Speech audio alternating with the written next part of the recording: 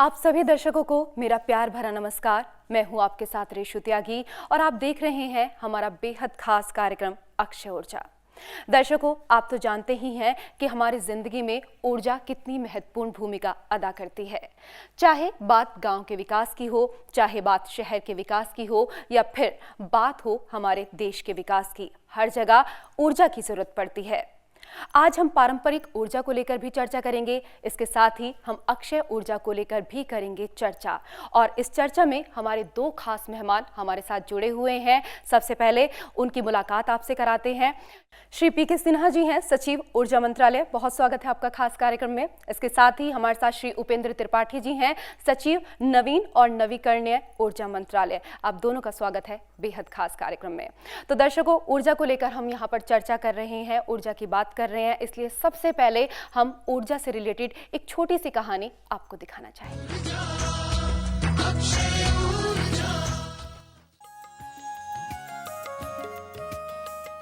शहर हो या गांव, दैनिक दिनचर्या, आहार, प्रगति, सभी को गति देने के लिए जरूरत होती है ऊर्जा की। लंबे समय से तेल, कोयला, गैस और कुछ हद तक नाभिकीय ऊर्जा जैसे पारंपरिक ऊर्जा स्रोतों का प्रयोग किया जाता रहा है, मगर बढ़ती मांग और घटते ऊर्जा स्रोतों के कारण खड़ी हुई ऊर्जा समस्या ने कहीं प्रगति के पहिए की गति धीमी की, कहीं प्रकाश धुंधलाया, तो कहीं तपती रसोई की तपिश पर चोट पड़ी। और तब ऊर्जा मांग की पूर्ति के लिए विश्व स्तर पर वैकल्पिक ऊर्जा स्रोतों की तलाश आरंभ हुई।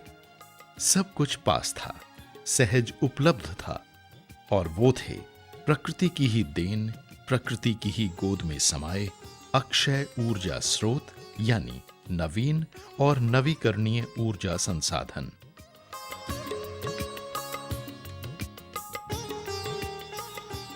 समस्त जीव जगत को ऊष्मा प्रदान करता, वनस्पतियों को भोजन तो मानव को जीवन देता सूर्य भारतीय संस्कृति का पूजनीय सचमुच ही ऊर्जा का देवता बन पड़ा। वहीं शीतलता प्रदान करती पवन भी ऊर्जा की गर्माहट लाई। भीमकाय पवन चक्कियों को गति देती इसी हवा ने पवन ऊर्जा की अपार संभावनाएं जगाईं और इसकी उपयोगिता स्पष्ट की। कल कल करते जल की हलचल में भी ऊर्जा का आधार था।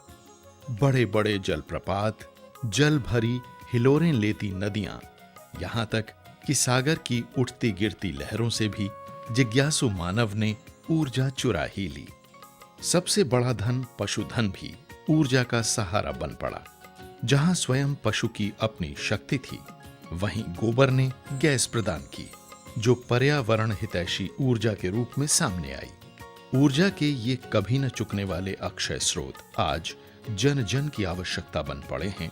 कल पुर्जों को गति दे रहे हैं, घर, दुकान, रास्ते रोशन कर रहे हैं, तो वहीं आहार तैयार करके खाद्य और पौष्टिक सुरक्षा भी दे रहे हैं।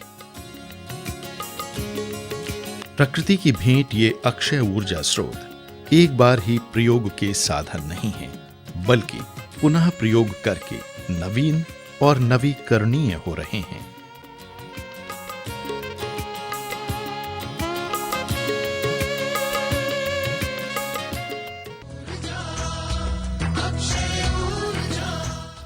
चलिए, तो इस कहानी के माध्यम से आपको बहुत कुछ समझ में आ गया है, लेकिन बहुत कुछ समझना अभी बाकी है। सिन्हा साहब, आपसे पहला सवाल, पूरे देश में कितने बिजली का उत्पादन हो रहा है और मांग और आपूर्ति में जो गैप है वो कब तक और कैसे पूरा हो पाएगा? इस समय देश में 2,58,000 मेगावाट की इंस्टॉल्ड कैपेसिटी है विद्युत उत्पादन की जी। और उसमें से अक्षय ऊर्जा का जो अंश है वो लगभग 33,000 मेगावाट है।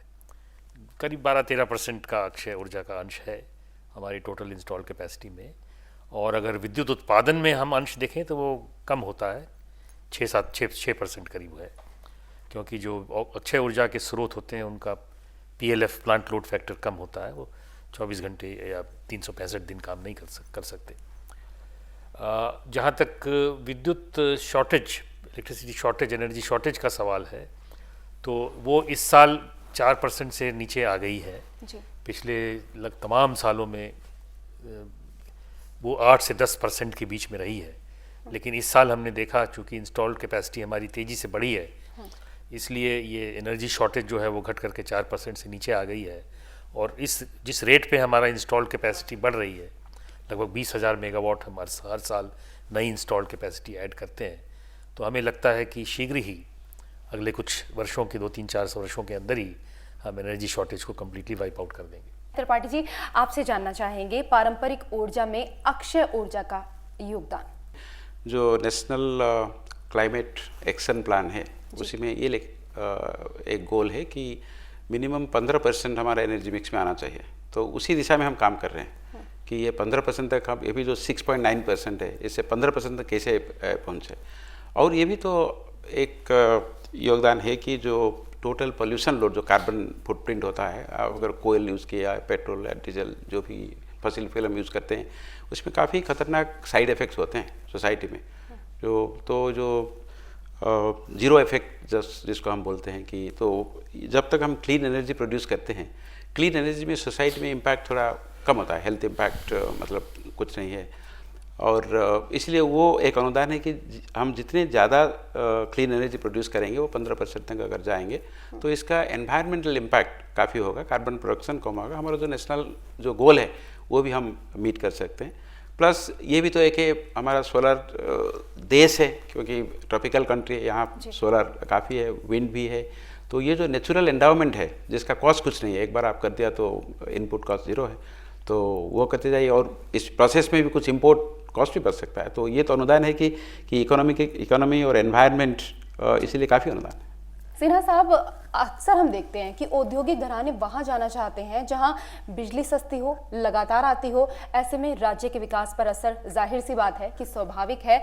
तो अलग अलग राज्यों में विभिन्न नीतियों को लेकर आपकी क्या राय है? हमारा जो पावर सेक्टर है वो कॉन्स्टिट्यूशन ऑफ इंडिया में कंकरेंट लिस्ट पे है जी।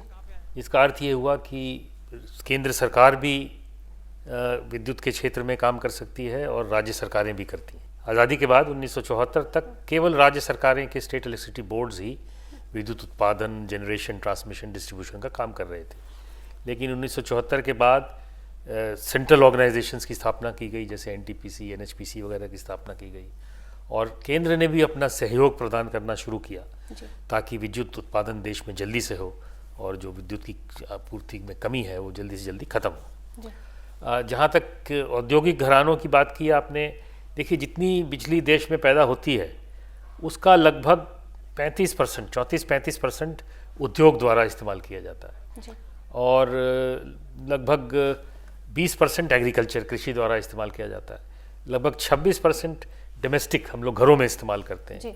और लगभग 10% कमर्शियल पर्पसेस के लिए इस्तेमाल होता है। तो ये मोटा मोटा मैंने आपको बताया। तो इसीलिए हमारा ये प्रयास है और सभी राज्यों का भी ये प्रयास है कि किस तरह से वो 24/7 बिजली अपने राज्यों में प्रदान करें, पूरे राज्य के पूरे क्षेत्र में प्रदान करें और एक रिलायबल पावर सप्लाई दें ताकि एक उद्योगों को तकलीफ ना हो। आने वाले 10 सालों में अक्षय ऊर्जा के स्थान को आप कहाँ देखते हैं? 10 साल तो काफ़ी लंबा लगता है, बट 5 साल में हमारा तो अभी टारगेट हम फिक्स कर रहे हैं 5 to 7 ईयर्स में कि हम हमारा जो अभी 3000 मेगावाट सोलर है, 3000 से हम 100,000 1 लाख तक जाएंगे। और विंड में हमारा जो अभी 26,000 है, वहाँ से हम 60,000 तक जाएंगे।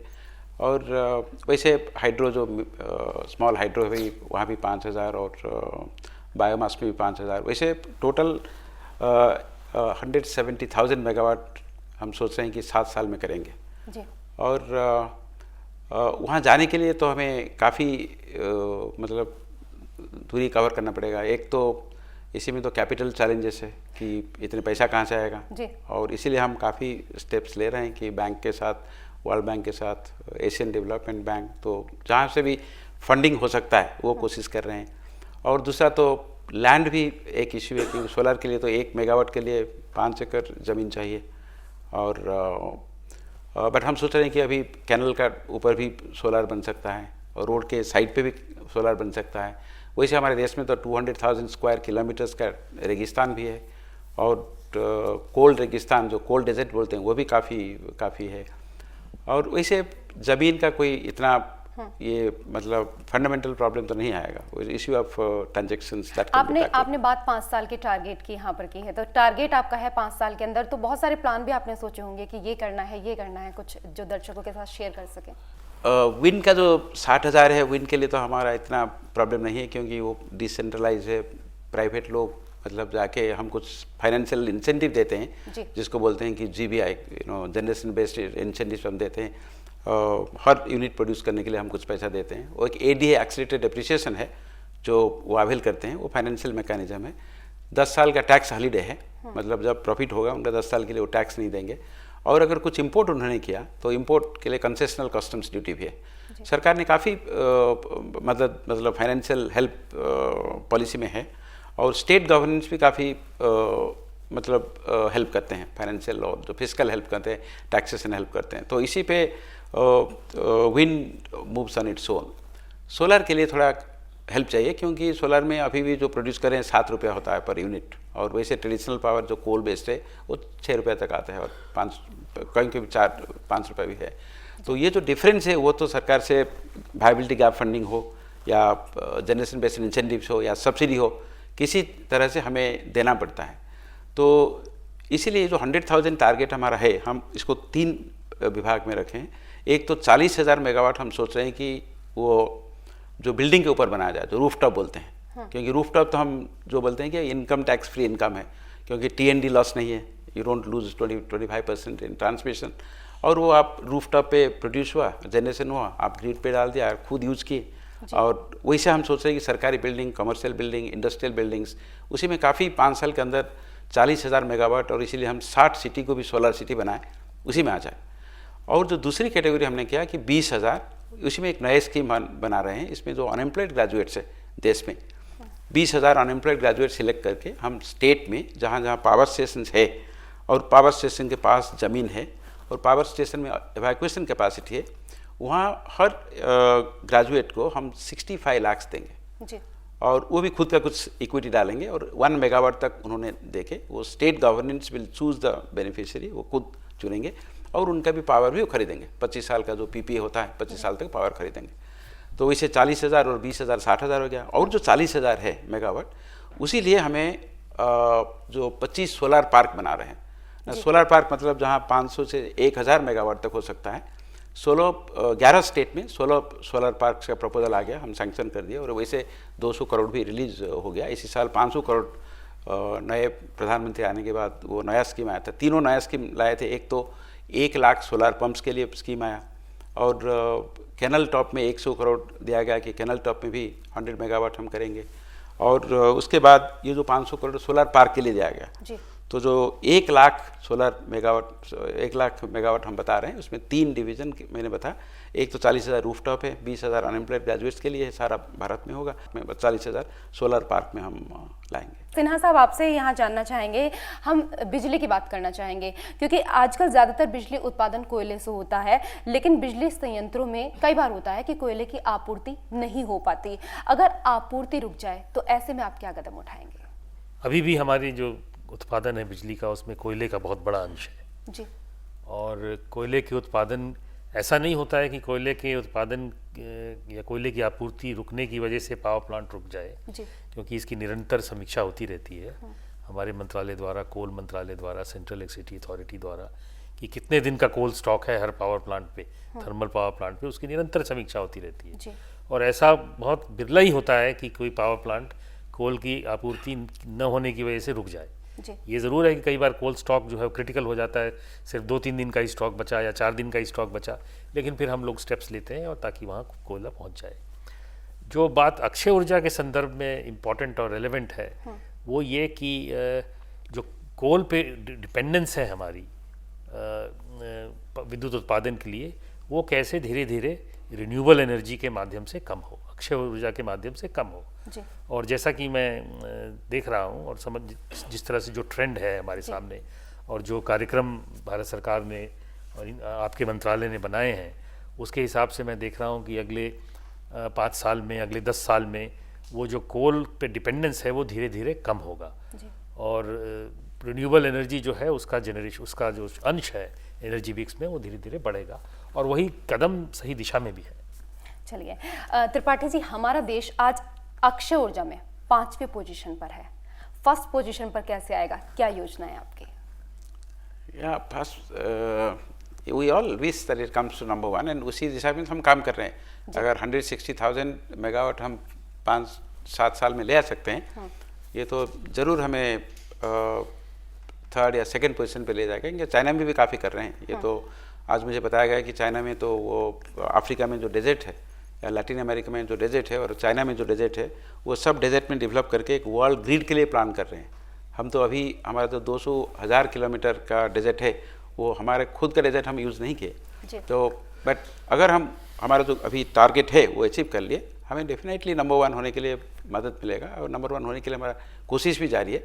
और मुझे ये पता नहीं हम क्यों नंबर 1 नहीं हो सकते। अगर 200,000 स्क्वायर किलोमीटर हमारा है, हमारा ग्रिड चैलेंजेस है, एवैक्यूएशन चैलेंजेस है और क्रेडिट कैपिटल का चैलेंज है। क्योंकि चाइना में तो हर साल वो $57 बिलियन उनका इन्वेस्ट होता है रिन्यूएबल एनर्जी में, हमारा तो $5 बिलियन होता है, $5 बिलियन। तो उनका तो उनके 4 बैंक कर दिया कि तुम खुद सिर्फ ये करो और एक्सपोर्ट करो।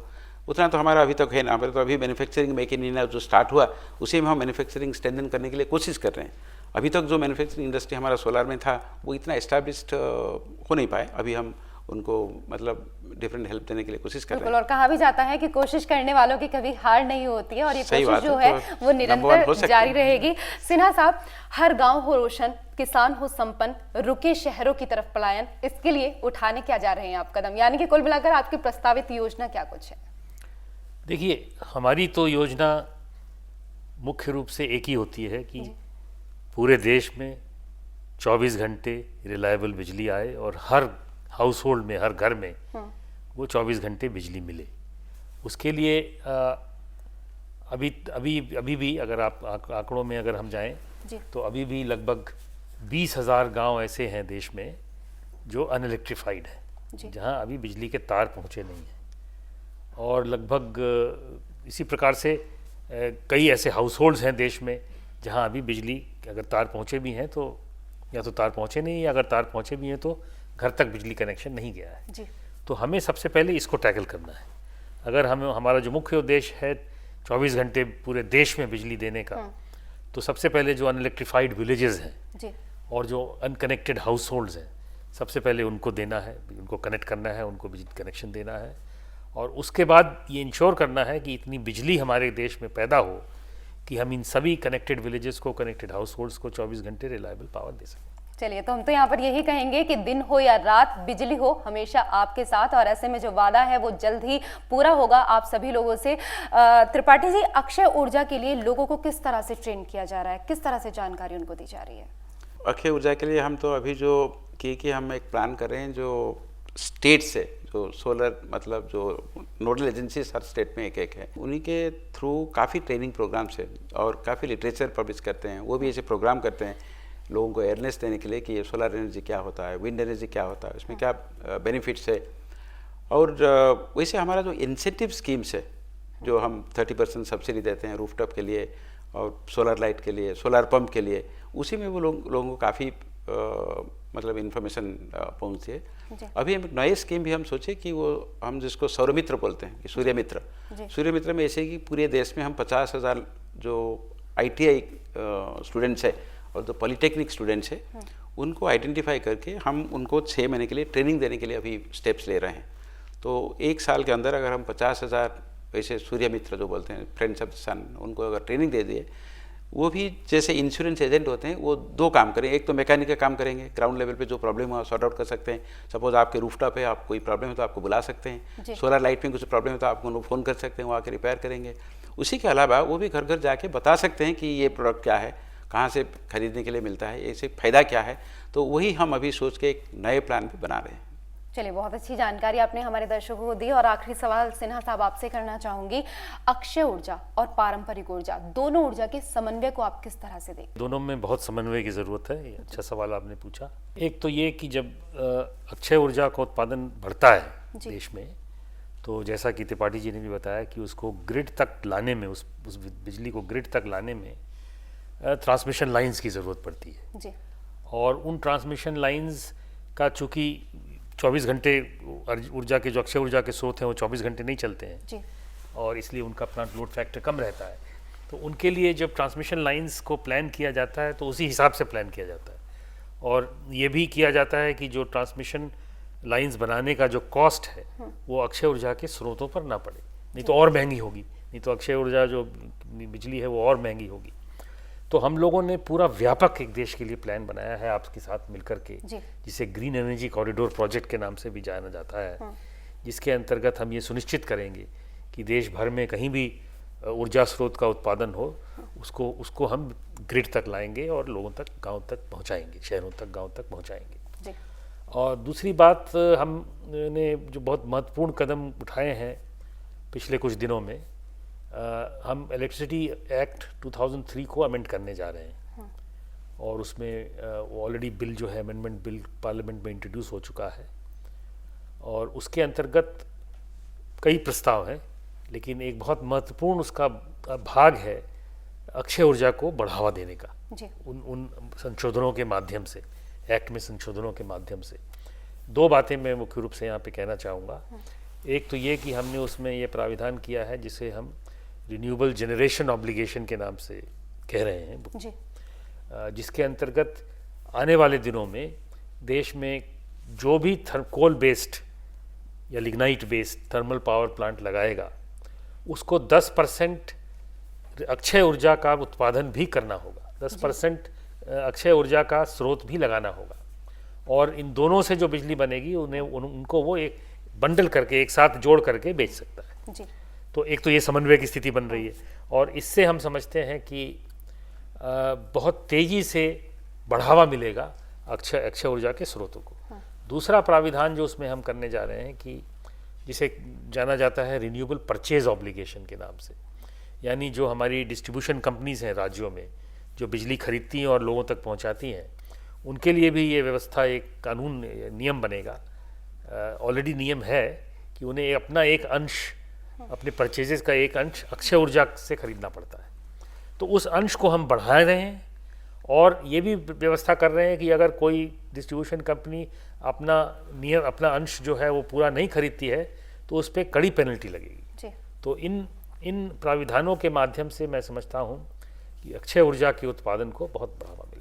चलिए, बहुत अच्छी जानकारी आप दोनों के माध्यम से हमें हासिल हुई है। मेरे मन में जो सवाल थे अक्षय ऊर्जा और पारंपरिक ऊर्जा दोनों से रिलेटेड, वो मैंने आपसे किए, लेकिन ऑडियंस भी हमारी वेट कर रही है आपसे कुछ सवाल करने। कृषि एक उद्योग का रूप धारण करती जा रही है, तो कृषि में ऊर्जा की बहुत आवश्यकता है और ऊर्जा के लिए हमारे पास बिजली और डीजल जैसे विकल्प हैं। भारत में, हमारे देश में बिजली की बहुत कमी है, जिसकी वजह से कृषि उद्योग पिछड़ता जा रहा है। तो इसके लिए जो विकल्प है वो है सौर ऊर्जा, और सौर ऊर्जा काफ़ी महंगा है, जिस पर जो अनुदान दिया जा रहा है वो बहुत कम है। मैं ये दरख्वास्त करता हूँ कि कृषि के क्षेत्र में सौर ऊर्जा के ऊपर ज़्यादा अनुदान दिया जाए ताकि देश में दोबारा से कृषि के क्षेत्र में हरित क्रांति आ सके। इसी साल हमने 1 lakh pump sets, solar pumps दिए, डिफरेंट स्टेट्स को दिए। वहाँ 30% तक सब्सिडी है। कई स्टेट में वो 10% या 20% वो भी दे रहे हैं। उसी के अलावा हम नाबार्ड को भी पंप सेट्स दिए हैं, जो नाबार्ड से लोन लेके 40% हम देते हैं, 10% स्टेट से देते हैं और 50% उनका लोन होता है। मिनिस्ट्री के जो सवाल है, अभी तो हम जितने सब्सिडी दे चुके हैं वो हमारा काफ़ी एरियर्स है। वैसे तो 2500 करोड़ तक हमारा बाकी है लोगों को चुकाने के लिए। इसी से सब्सिडी जो 30% है उससे ज़्यादा करना मुश्किल होगा। हम अभी तो ये सोच रहे हैं कि रूफटॉप का जो हम सब्सिडी तब तक देते हैं जब तक ये सिस्टम मतलब ज़्यादा कॉस्टली है या पॉपुलर नहीं है। वैसे वाटर हीटर्स अभी तो काफ़ी पॉपुलर, लोग खुद ले रहे हैं, इसीलिए हमने सब्सिडी हटा दिया। और रूफटॉप भी पॉपुलर हो रहा है, इसलिए हम जो 30% था उसको 15% करने के लिए कोशिश कर रहे हैं। ये भी हम सोच रहे हैं कि अगर सब्सिडी बिना दे के हम अगर इंटरेस्ट सबवेंशन दे दें कि 5 या 6% में 10 या 15 साल तक लोन लोगों को मिले, वो खुद कर लेंगे। और काफ़ी स्टेट में नए नए मेथड आ गया। कर्नाटक में तो वो फार्मर्स के लिए एक नए स्कीम लाए, वो 3 मेगावाट तक फार्मर्स को देते हैं सोलर, और 150 दिन साल में वो फार्मर्स का पानी के लिए वो यूज़ करता है और दूसरे दिन में वो ग्रिड में पावर बेचता है उनके लिए वो 8 रुपये देते हैं पर यूनिट। तो वैसे कई स्टेट गवर्नमेंट उनका भी खुद का स्कीम पे आ रहा है जो फार्मर्स के लिए वो प्रॉफिटेबल होता है और रिलायबल पावर मिलता है। दिन में वो पावर सप्लाई करते हैं, जब एग्रीकल्चर के लिए यूज़ नहीं होता है तब वो बेच देते हैं। वैसे भी हो सकता है, बट सब्सिडी हम सरकारी तरफ से ज़्यादा करना थोड़ा मुश्किल है। सिन्हा साहब, आप आए, त्रिपाठी जी आप आए, इतनी अच्छी जानकारी आपने ऊर्जा के लिए दी, इतना अमूल्य समय दिया, इसके लिए आपको बहुत बहुत शुक्रिया।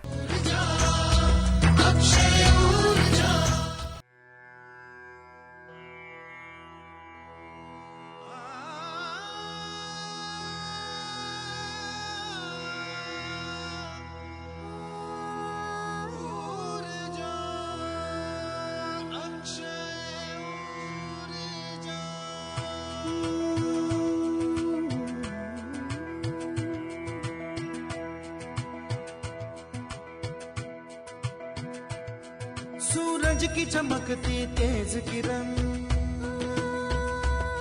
सर सर बहती जाती है पवन। सूरज की चमकती तेज किरण, सर सर बहती जाती है पवन। झरझर नदियाँ सुन हम सब से ये कहती है, घर घर को जब प्रकाश मिले, आंगन आंगन जब रोशनी हो, हर गांव नगर में बिजली हो, तो सुन मानो, सुन सुन मानो, तो सुन मानो, सुन सुन मानो, तो हमसे कभी ना दूर जा, हम देंगे अक्षय ऊर्जा।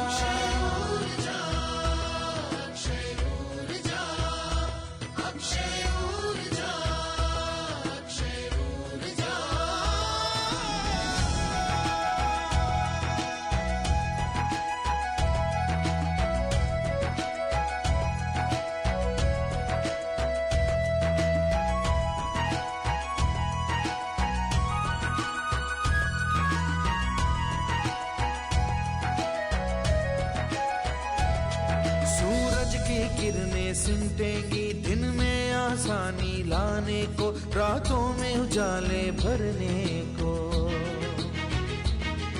इन बड़ी बड़ी बाहों वाले पंखों से हवाएं लिपटेगी, तेरी सारी सेवा करने को।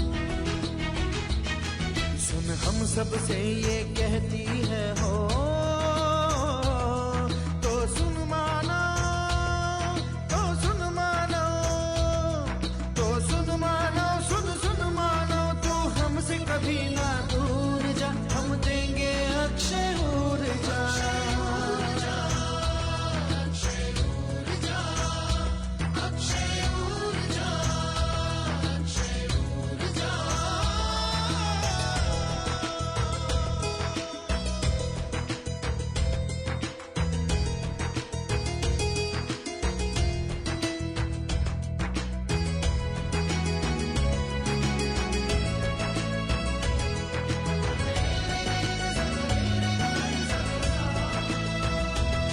मुर्दा लकड़ी, सूखे पत्ते, बेकार जो फेंकते हैं कचरे, सच ये है कि वो बेकार नहीं।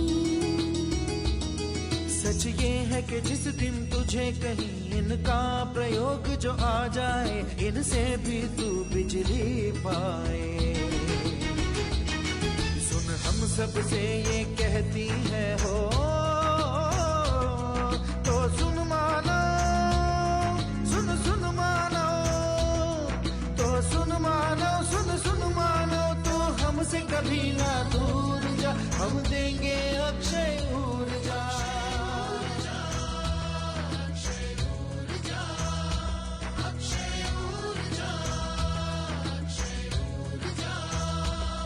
ना धुआं न जहर हवाओं में, ना बढ़ती गर्मी